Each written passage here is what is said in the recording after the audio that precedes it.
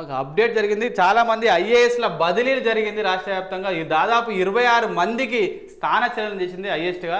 ఇందులో చాలా కీలకమైనటువంటి ఐఏఎస్ ఉన్నారు. చాలా కీలక శాఖలు గత ప్రభుత్వంలో తీసుకున్న వాళ్ళు ఇప్పుడు శాఖల మార్పు కూడా జరిగింది. మనకు స్టార్టింగ్ రేవంత్ రెడ్డి సర్కార్ వచ్చినప్పటి నుంచి చూస్తున్నాం.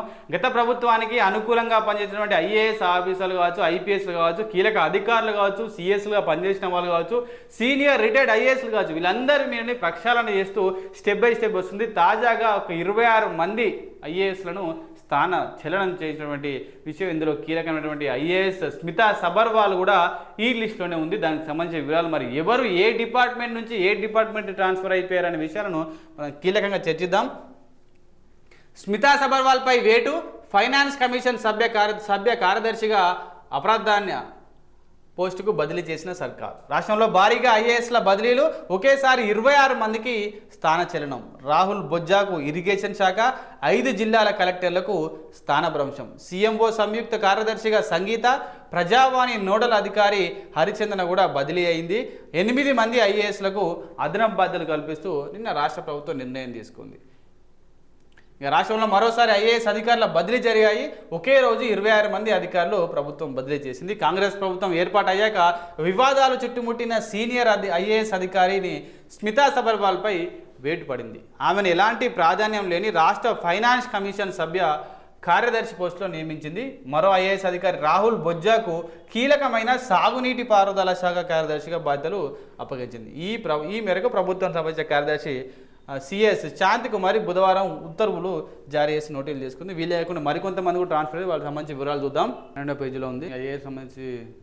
ఇంకా స్మితా సబర్వాల్ మీదనే ఎక్కువగా ఫోకస్ జరిగింది నేను రాష్ట్ర వ్యాప్తంగా. ఎందుకంటే స్టార్టింగ్లో కొన్ని సమీక్ష సమావేశాలు కూడా ఆమె అటెండ్ అవ్వకపోవడం, దీని మీద ప్రభుత్వానికి ఆమె ఢిల్లీ వెళ్ళబోతుంది, అక్కడ క్యాడర్లో జాయిన్ అవ్వబోతుంది, కేంద్ర ప్రభుత్వ సర్వీసులో పనిచేయబోతున్న వార్తలు వచ్చినాయి. కొన్ని రోజుల తర్వాత ఆమె స్పందిస్తూ ట్విట్టర్ వేదికగా నేను ఎక్కడికి పోలేట్లేదు, వస్తున్నా అని చెప్పేసి ఆమె మాట్లాడడం, తర్వాత 2-3 సార్లు సీతక్క మిగతా మంత్రుల ఛాంబర్లో కనపడడం, ఇప్పుడు తాజాగా ఆమెను ఆ సర్వీస్ నుంచి తొలగించి వేరే సర్వీసులకు బదిలీ చేయడం జరిగింది. లూప్ లైన్లో స్మితా సబర్వాల్.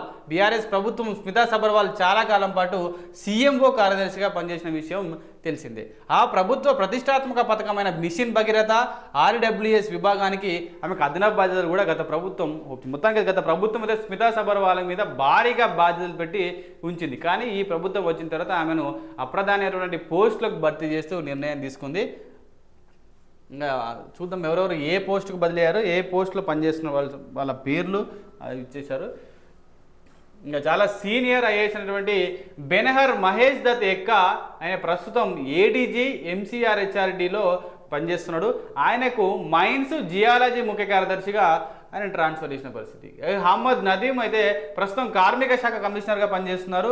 ఆయనకు ప్రణాళిక శాఖ ముఖ్య కార్యదర్శి బాధ్యతలు అప్పగించింది. ఇక రాహుల్ బొజ్జా జీడీఏ కార్యదర్శి చేస్తుంటే ఆయనకు సాగునీటి పారుదల శాఖ కార్యదర్శిగా ట్రాన్స్ఫర్ చేస్తూ ప్రభుత్వం నిర్ణయం తీసుకుంది. ఇంకా స్మితా సబర్వాల్ ప్రస్తుతం సీఎంఓ కార్యదర్శిగా ఉంటే ఆమెకు ఫైనాన్స్ కమిషన్ సభ్య కార్యదర్శిగా బదిలీ చేశారు.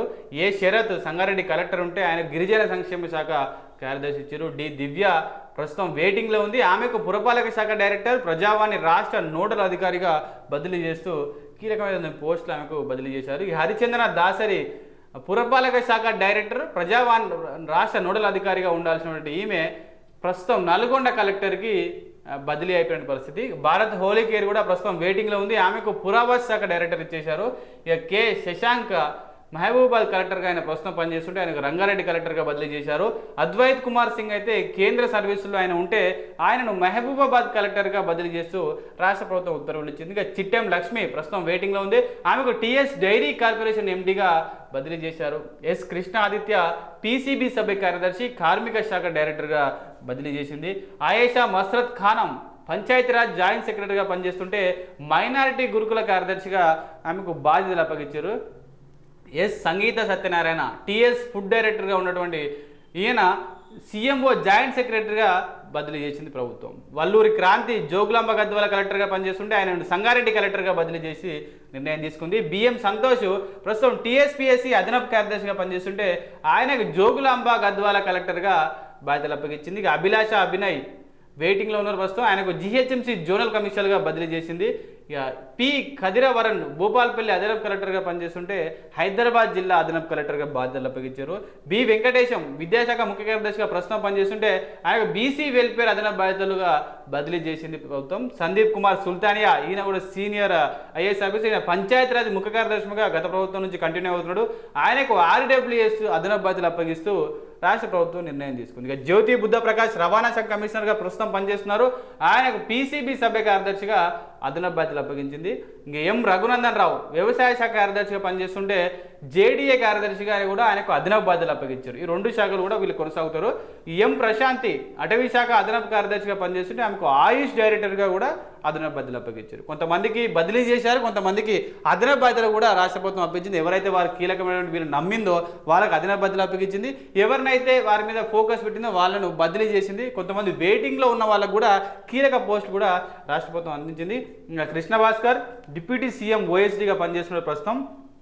ఆయనకు దీంతో పాటు ఆర్థిక ప్రణాళిక శాఖ ప్రత్యేక కార్యదర్శిగా అదనపు బాధ్యతలు అప్పగించారు. ఇంకా ఆర్వి కర్ణన్ ప్రస్తుతం ఆరోగ్యం కుటుంబ సంక్షేమ శాఖ డైరెక్టర్గా పనిచేస్తున్న ఆయనకు టీఎస్ఎంఎస్ ఐడిసి ఎండీగా కూడా అదనపు బాధ్యతలు అప్పగించారు. ఇక వీళ్ళు 26 మంది కీలకంగా ఉన్నటువంటి ఐఏఎస్ సంబంధించి కొంతమందికి బదిలీలు జరిగినాయి, కొంతమంది వెయిటింగ్లో ఉంటే వాళ్ళకి మంచి పోస్టులు తగ్గినాయి, కొంతమందికి అదనపు బాధ్యతలు మంచిగా పనిచేసిన వాళ్ళకి కూడా పని చేస్తారు అని ప్రభుత్వం అనుకున్న వాళ్ళకి అదనపు బాధ్యతలు కూడా అప్పగించింది. ఇక భారీ స్థాయిలో మాత్రం నిన్న ఐఏఎస్ అధికారుల బదిలీలు అయితే జరిగినాయి రాష్ట్ర వ్యాప్తంగా. ఇది చాలా చర్చనీయాంశంగా మారింది.